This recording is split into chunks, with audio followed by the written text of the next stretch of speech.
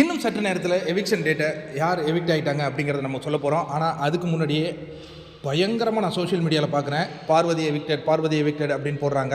அதை யாருமே நம்ப வேணாம் அப்படிங்கிறதுக்காக தான் நம்ம இந்த வீடியோவே பண்ணுறோம். அதாவது நம்ம பார்வதியின் மிகப்பெரிய சப்போர்ட்டர், அதனால் பார்வதி எவிக்ட் இல்லை அப்படின்னு சொல்கிறதுக்காக இல்லை, உண்மையை உங்ககிட்ட சொல்லணுங்கிறதுக்காக தாங்க.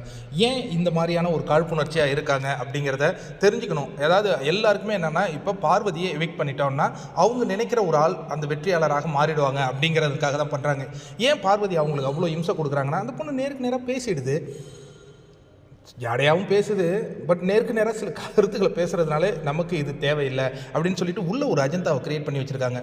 பார்வதினா நெகட்டிவ், பார்வதினா அப்போ இவங்கெல்லாம் யார் பாசிட்டிவின் உச்சமா? இல்லை, நான் கேட்குறேன். சில இப்போ கனின்னு பார்த்தா அவங்க சமையல் தான் செய்கிறாங்க, மற்ற எதுவுமே அவங்க செய்கிறதே இல்லையா? அந்த மாதிரியான ஒரு விஷயந்தான் இதை நான் சொல்ல வரேன். பார்ப்போம். ஒரு நண்பர் கூட நிறைய பேர் எனக்கு இன்றைக்கி மெசேஜ் பண்ணியிருக்காங்க, பார்வதி எவிக்ட்னு சொல்கிறாங்க ப்ரோ, அது உண்மையான்னு சொல்லிட்டு. அதுக்காக நான் வீடியோலேயே நான் சொல்கிறேன், அவங்களுக்கு நேரடியாகவும் நான் பதில் கொடுத்துருக்கேன். இல்லை அப்படின்ட்டு உங்களுக்காக மீண்டும் ஒரு முறை சொல்கிறேன், பார்வதி எவிக்ட் ஆகலை, சேவ் தான். வேறு யார் எவிக்ட் ஆகியிருக்காங்க அப்படிங்கிறத நான் உங்களுக்கு அப்புறமா நான் சொல்கிறேன் நண்பர்களே, வேறு ஒன்றும் இல்லை. இப்போ பார்வதி எவிக்ட்னா சில பேருக்கு ஹாப்பியாக இருக்கும், சில பேருக்கு கஷ்டமாக இருக்கும். பட் என்ன நடக்குதுங்கிறத உங்ககிட்ட சொல்லணும் இல்லையா?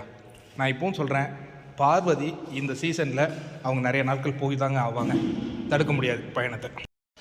பட் இருந்தாலும் இன்றைக்கி ரோஸ்ட்டு அவங்க எதிர்கொள்ளி ஆகணுமானா கண்டிப்பாக ரோஸ்ட்டு அவங்க எதிர்கொண்டு தான் ஆகணும். சில விஷயங்கள் பிபியை எதிர்த்து பேசிய விஷயங்களாக இருக்கட்டும், பிபி எதிர்த்து பேசல, பிபி பேசும்போது அவங்க பேசிய விஷயம் கண்டுக்கல.